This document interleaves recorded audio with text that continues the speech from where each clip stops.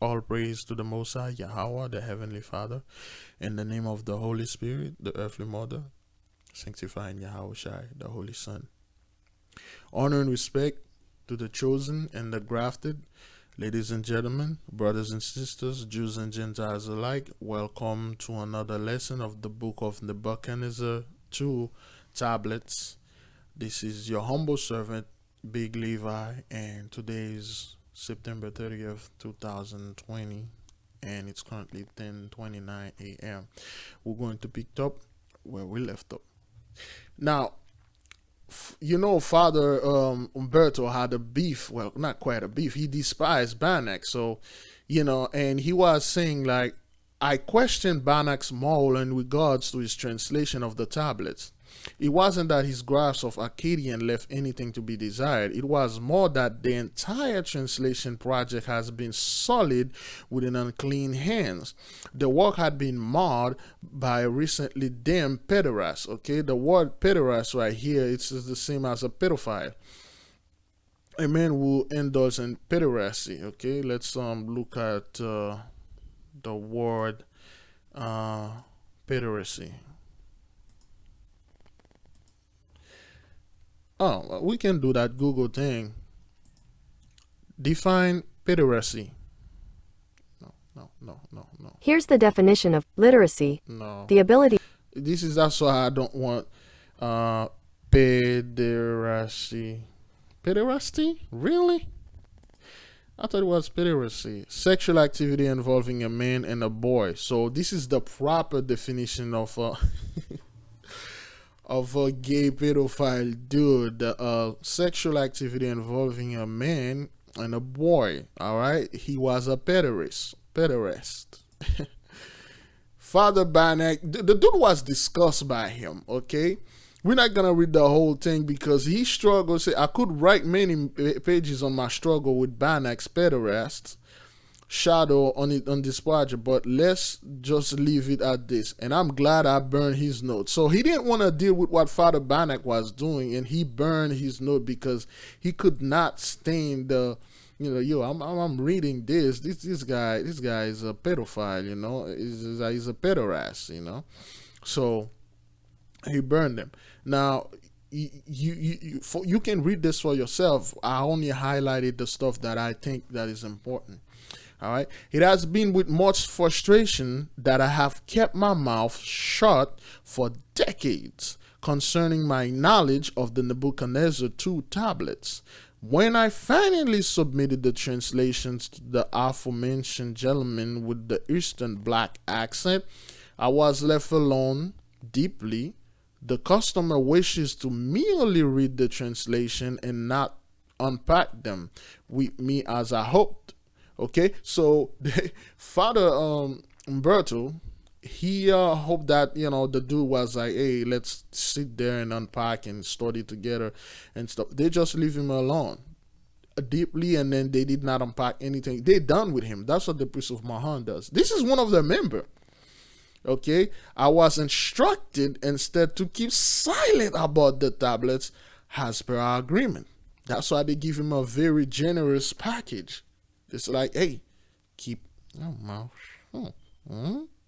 Shut the hell up. And then the relation ended. That's all. Wham, bam. Thank you, ma'am. All right. My silence has now ended. Why? We'll know why it's ended. It has only been since the beginning of 2019 that I have been fully released from the silencing non-disclosure agreement that bound me. Today, I am finally free to publish what I researched 30 plus years ago. So after 34 years to be exact, so to speak, this dude was into prison silence for 34 years. It was until since the beginning of 2019. Why? Because 1619 to 2019, 400 years is up. The blessing is done. They know the time is coming. He know the priesthood of Mahan know the time is up. And the beginning of 2019, they call him and say, "Hey, go ahead, throw everything out. We don't give a off anymore. We don't care. Off everybody. Go ahead, do whatever the hell you want." Okay, so this is Genesis 15, verse 13 to 14, precept Acts 6, 7, 6, and 7, 7. All right, go ahead and read this. So it was until it has only been since the beginning of 2019 that I have been fully released from the silencing, fully released. He can say he can do whatever he want now, from the silencing disclosure argument that bound me, the oath bound him. People, this isn't no joke, man. Is that thing recorded? Yes. This isn't no joke. The agreement that those guys can kill you if you break that oath, man. That bound me. Today, I'm finally free to publish what I researched 30 plus years ago. I wonder how many I wonder how many things those people have, how many tablets, how many secrets stuff, all our books that they have, they hide it in secrecy. I wonder how many. You got a 53 miles, people.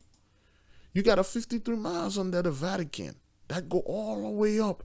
53 miles loaded with things. We have no idea what's in there, okay? What you will find on the 36 translated Nebuchadnezzar 2 tablets will answer several secular and biblical questions. Most importantly, it is the irrefutable fact that King Nebuchadnezzar did indeed go mad for 7 years, as the biblical prophet Daniel allegedly foretold. So, this is where the big connection is. Let me cut you to the chase. These tablets, the 36 tablets, it's just a ripoff of the book of Esther, the book of Matthew, the book of Luke, the Songs of Solomon, the book of Solomon, many hidden books of Solomon, we have no idea, and the book of Genesis, and which other book that I connected to this? I think that's pretty much it. But there's another book. It's just a ripoff of those books once you start reading. In the book of Deuteronomy and Leviticus. Okay? Remember, Father was the end and the beginning. Old man Enoch has all the information before him. So you don't know what those people, when the King Nebuchadnezzar, his father, I think his father was Cyaxares. When Cyaxares went to Nirvana, and then burned down everything and took all the books that we had. So they had the story. So this is the Father Umberto. He put his address here. Humbly yours, Father Umberto Cliff, April 2020, Edinburgh, Scotland. So he said he's not too hard to find. If you have anything, send it to him, because those dudes are ready to talk, man. Those dudes are ready to talk. So if I have anything there, I'll let the Father know. So, if we can put a book out there and then, send it out, because there's so much information people been hiding, man. All right. There we go. So now, people, chapter 1. Again, we're not going to read the whole thing. We're just going to go to the notes that I have. The fires on Nineveh. Okay, you can pronounce it anytime you want. Remember, this is very important. You have to read this. You have to read those important things. Breaks and texts are where areas of the tablets were lost or untranslatable. Italicized words signify broader translation. So once you see those break, that means like the text is lost. They can translate it, or it's missing. They can see it because the tablet is cracked or something happened. All translation liberties taken were clear first by Father Umberto Cliff and then agreed on by his superiors. What you see now is the most efficient reading of the Nebuchadnezzar 2 tablets. All right, so those guys, once they translate something, they have to go to the superiors and they're gonna look, they're gonna say, this is good, this is not good, blank this, censor that, don't censor that. So take this book with a bucket of salt, not with a grain of salt, with a freaking ocean of salt, because those guys, they're very crafty, the priest of Mahan. So that's why you have to read this book very carefully. You have to ask the Holy Spirit to dwell in your mind and your hand to show you everything. So this is the fires of Nineveh. So it came to pass, we're going to read just a little bit. It came to pass that when no longer brilliant, sky turned dark, and behold, the battlefield was a smoking furnace, burning as the entire land smoke. Surface of the land was stretched flat and black, smoldered. Unblown fire consumed them, and wood was heaped on by the soldiers, and the flames were kindled to consume the flesh and the bone. So that was a war going on. Those guys were like crashing a town, a city called Nineveh. Okay, so this city, there's no doubt it was the city of all people, but they changed the name. All right. Okay, so so in chapter 2, the burning of Nineveh, I highlight this: the beast lands cry in their desolate houses, and dragons burn in the palace. So in many of those books, especially the book of Lamech of Cain, especially the book of Og the giant, or Og the giant. Og the giant specifically, Moses killed Og. Og specifically in his book mentioned he was connected to his floating beast. Okay? The word float,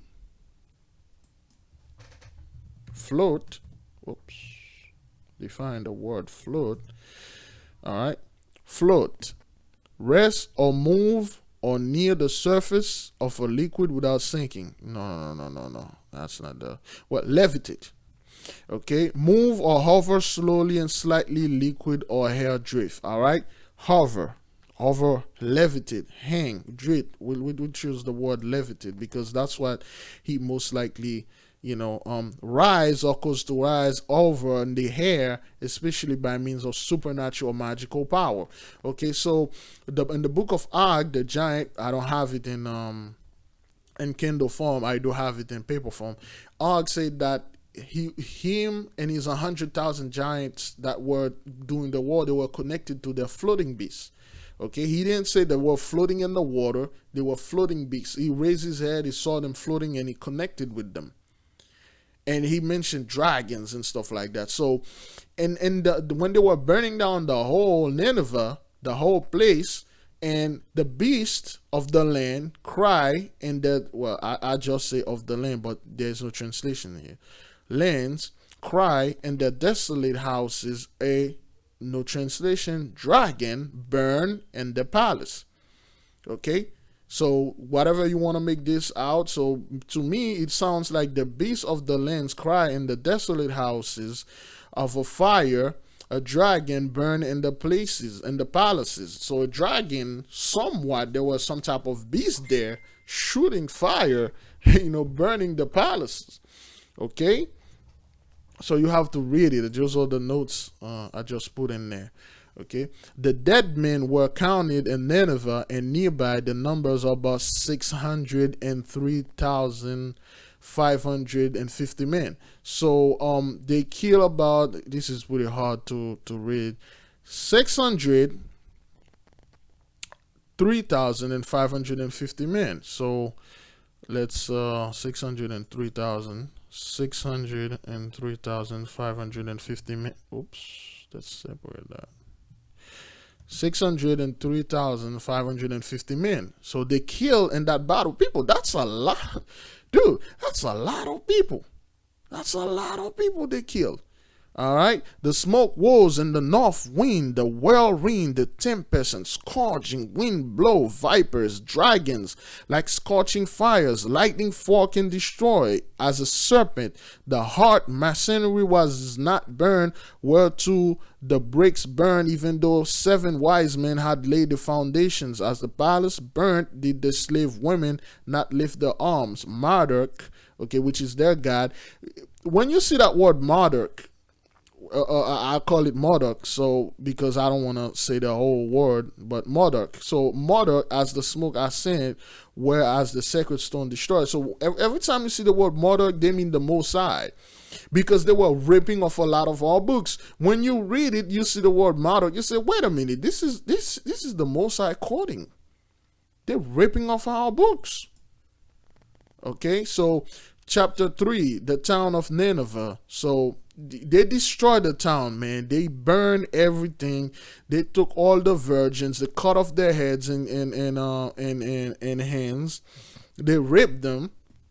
The soldiers of King Xerxes had slain many men and beheaded many that were great slaughter of sheep. The wheels chariot were bespattered with blood and filth. Hair was dark with smoke. The steeds, princes, and plunging into the streams of the blood of the horsemen, and the blood run river. The blood and the dam had worked the flow down the gullies. So there was so much blood, man. Like the horses were like trampled in the blood. The chariots like messing with the blood. Everything was filth and stuff, and the cups were burning. You know, they cut the heads, and this was a horrible thing, man. This was a horrible battle. Okay, so soldiers flayed the bodies of young men and dripped the skin over the piles of headless corpses, dripping the skins, walls, across rooftop, the bushes on the roads, skinned the body, laid everywhere, bodies smoking. King Xerxes' soldiers then wore the skin of the dead over their own armor. Ugh. And the dogs, swine, wolves, and eagle, and the birds of heaven grew fat. Flesh of the earth consumed the dismembered bodies and fed them the soldiers. What was the left on that was cast into heaps of burned as trash. So they were killing so many people, over 600,000 people. So they were cutting their bodies, skin them alive, wear their skins, you throw the skin to the swine. Oh man, this was disgusting. So the other king arrived. So that was King Xerxes doing this. So now Nabopolassar arrives on the battlefield, but he came late. Nabopolassar, king of Babylon, arrived late to the fall of Nineveh, was met in the battlefield by Xerxes, king of Media. Well, Median, Medes, you know. So smoking ruins. Nineveh has become a city whose people sit in darkness, thus is their food, and clay is the meat. King Nabopolassar said, the people of Nineveh see no light. They will sit in darkness forever. For you and I, the kings of the earth, King Xerxes said. So King Xerxes and Nabopolassar, they were like two brothers. Okay, they love each other. They make covenant. Okay, one of the covenant, you know, he said, King Xerxes said, I will establish my covenant with you. Neither shall any man's head be cut off anymore by my soldiers in Nineveh. Neither there will be more fires to further consume it. And King Xerxes said, I will establish my covenant between my kingdom and yours, and the generation of our children for lasting covenant to be friend to you and your seed after you. So they made a covenant after they destroyed Nineveh. Remember, if you really search Nineveh, Nineveh was a city where the Israelites were. Okay, they had their own library. Those guys burned down everything. They took all the books that was in the Nineveh that talk about the Most High. But when they read the book, they claim like the Most High is Marduk. Okay, they claim the Most High is Marduk. Well, the people in Nineveh had no idea who the hell Marduk was. But when they read the book, they're like, oh, they're talking about our God, Marduk. Okay, so the Nebuchadnezzar said. And Nabopolassar said, so Xerxes offered his illegitimate daughter, Amethyst. That's a key word in the book, Amethyst, in marriage to Nabopolassar's son, Nebuchadnezzar. Okay? So now they make the covenant. Xerxes give up his daughter, and Nabopolassar give up his son, Nabopolassar. So they married both of them as his own queen, and let the Amethyst have Nebuchadnezzar for own king. So they married, they made a covenant, and now they took over the town of Nineveh, so they are building. Chapter 6, the marriage of King Nebuchadnezzar and Queen Amethyst. The seventh day, and she became his wife. He then put a cup in her hand, a jar in both of his hands, with a rope strong and supple, with each stretched out heavenward. For King Nebuchadnezzar was a cup of betrothal no women had ever seen, a jar no woman or goddess had ever beheld. Thousands pitchers contain of wine and myriads of blend in the mixture. So he was singing to her. Man, that guy can sing.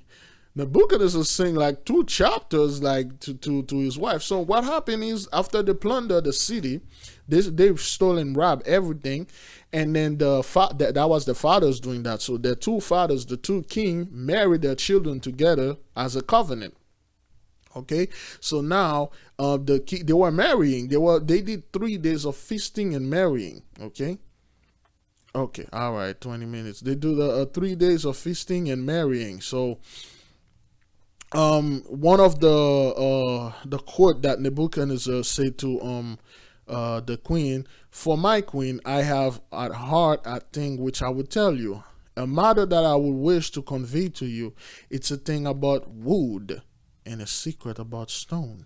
It is contention of heaven with the earth, on the deep with the stars. So this is deep right here, okay? Nebuchadnezzar game, okay? All right, so this is pretty deep. So that's like the whole thing he was telling her.